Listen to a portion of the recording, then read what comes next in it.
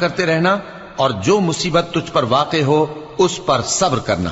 بے شک یہ بڑی ہمت کے کام ہیں۔ اور تکبر کرتے ہوئے لوگوں کے سامنے گال نہ پھلانا اور زمین میں اکڑ کر نہ چلنا، اس لیے کہ اللہ کسی اترانے والے شیخی خورے کو پسند نہیں کرتا۔ اور اپنی چال میں اعتدال کیے رہنا اور بولتے وقت ذرا آواز نیچی رکھنا، کیونکہ بہت اونچی آواز گدھوں کی سی ہے اور کچھ شک نہیں کہ سب سے بری آواز گدھوں کی ہوتی ہے۔ کیا تم نے نہیں دیکھا کہ جو کچھ آسمانوں میں اور جو کچھ زمین میں ہے سب کو اللہ نے تمہارے قابو میں کر دیا ہے، اور تم پر اپنی ظاہری اور باطنی نعمتیں پوری کر دی ہیں۔ اور بعض لوگ ایسے ہیں کہ اللہ کے بارے میں جھگڑتے ہیں،